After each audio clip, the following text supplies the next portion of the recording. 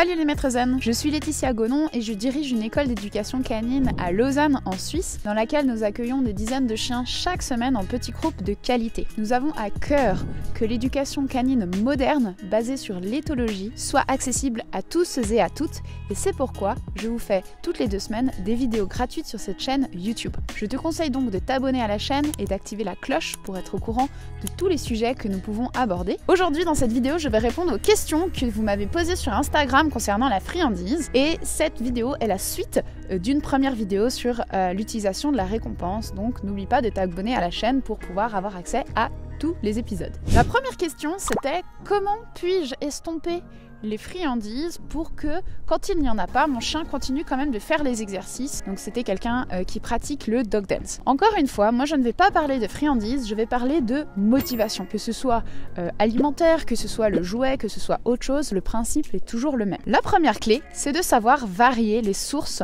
de motivation de ton chien. Par exemple, en dog dance, c'est important que ton chien ait du plaisir à pratiquer et qu'il puisse pratiquer à la fois pour une récompense alimentaire, donc de la nourriture, mais aussi pour le jouet ou aussi pour pouvoir faire son tricks préféré, pour pouvoir faire une bagarre avec toi, pour pouvoir faire une course-poursuite, pour pouvoir faire quelque chose qu'il adore. C'est vraiment important déjà de varier toutes les motivations qu'il va y avoir au courant de ton exercice de dog dance. Clé numéro 2, il faut pouvoir surprendre mon chien. J'en parle dans la vidéo qui s'appelle « Les 4 règles d'or pour l'éducation positive ». C'est que trop souvent, les gens pensent faire de l'éducation positive, mais en fait, ils confondent éducation positive et chantage. C'est-à-dire que les gens vont avoir tendance à montrer la friandise au chien, lui demander ce qu'il doit faire et ensuite lui donner. C'est ce qu'on appelle du chantage. C'est-à-dire que le chien sait à l'avance qu'est-ce qu'il va obtenir si il fait ce qu'on lui demande. En renforcement positif, c'est différent. Nous voulons renforcer un comportement que nous avons fait apparaître. Dans ce cas-là, la friandise n'est pas présente au début, elle est cachée et le chien ne sait pas qu'est-ce qu'il va obtenir. Il ne sait pas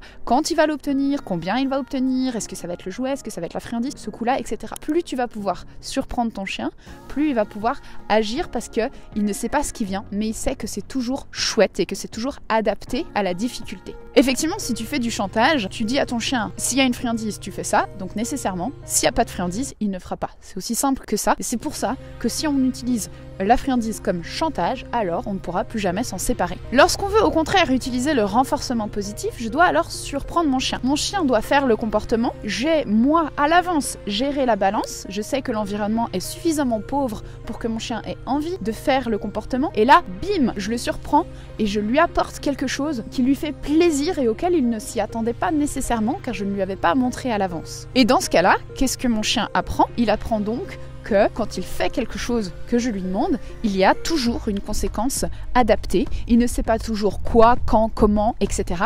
Mais je lui fais la promesse qu'il y aura toujours quelque chose de cool qui arrive selon son intérêt. Donc il a tout intérêt à faire le comportement proposé. Clé numéro 3, c'est important de connaître les lois de l'apprentissage. En effet, la plupart des gens pensent que le renforcement positif, c'est facile, clic, récompense, hop, là, terminé. Mais c'est pas si simple. Il faut connaître les lois de l'apprentissage et en plus il faut savoir les appliquer dans le quotidien. Est-ce que tu connais la loi de l'effet, la loi de la contiguïté temporelle, la loi de l'extinction, les renforçateurs intermédiaires? Il y a plein de choses qu'il faut savoir gérer et implémenter dans tes plans d'apprentissage pour que tu puisses diminuer progressivement l'utilisation des renforçateurs. Donc si tu ne connais pas ces lois, effectivement, tu ne vas pas pouvoir utiliser les récompenses comme un chef. C'est pourquoi nous apprenons à nos élèves à comprendre la logique des lois de l'apprentissage et à pouvoir les appliquer dans des exercices concrets et quotidiens. Je ne peux pas expliquer toutes ces lois en une courte vidéo. Par contre, tu peux nous rejoindre sur notre cours en ligne 12 semaines pour un chien zen, dans lequel elles sont toutes détaillées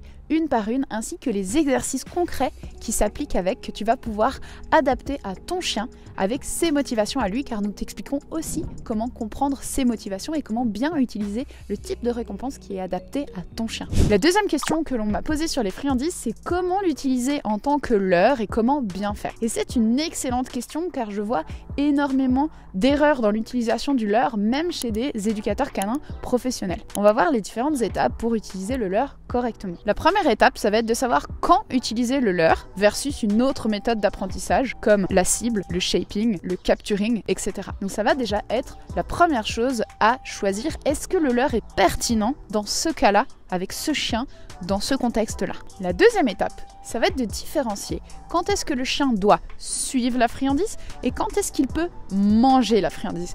Car le leurre peut générer beaucoup de frustration chez le chien. Il voit cette pizza géante sous son nez et il n'arrive pas à l'attraper. Donc c'est vraiment très important que nous, en tant qu'entraîneurs, nous soyons clairs dans notre communication pour que le chien puisse comprendre, ok, là je dois juste la suivre, et maintenant elle est pour moi et je peux la manger. La troisième étape importante, c'est qu'il faut se débarrasser de la friandise dans la main très rapidement après seulement 2 ou 3 répétitions. Très vite, je vais plus prendre de friandise et je vais faire la guidage du chien avec une main vide. Ça, c'est vraiment très important d'enlever la friandise très rapidement, sinon on a de la peine à s'en séparer plus tard. Quatrième étape, le problème du leurre, c'est que c'est un petit peu comme un GPS.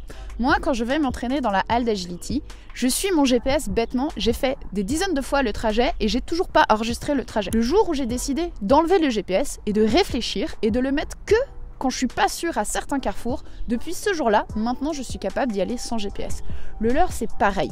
Il faut très rapidement sortir le chien de sa zone de confort et très rapidement le laisser réfléchir et lui laisser des moments où il va devoir essayer de prendre une décision par lui-même et le leurre va venir seulement après s'il n'y arrive pas, s'il est bloqué à un carrefour, mais qu'il a au moins d'abord essayé de réfléchir. C'est vraiment très important que le chien ne soit pas en mode autopilote, mais que très rapidement on lui demande de réfléchir par lui-même. Mais pour que ton chien soit capable de réfléchir par lui-même, il y a 2 prérequis que ton chien doit avoir. Le premier prérequis, c'est que ton chien doit comprendre la logique derrière le leurre. Il doit comprendre que le leurre est quelque chose d'éphémère qui l'aide à comprendre le comportement qu'on veut obtenir de lui. Et la deuxième chose, c'est qu'il doit être capable de proposer un comportement de lui-même, comme en shaping. Nous avons le cours en ligne 12 semaines pour un chien zen dans lequel nous t'expliquons toutes les étapes pour retirer le leurre et nous te montrons plein d'exemples avec des vidéos concrètes sur des tricks concrets que tu peux apprendre à ton chien en supprimant petit à petit le leurre. Tu peux aussi apprendre dans ces vidéos à utiliser d'autres méthodes comme la cible,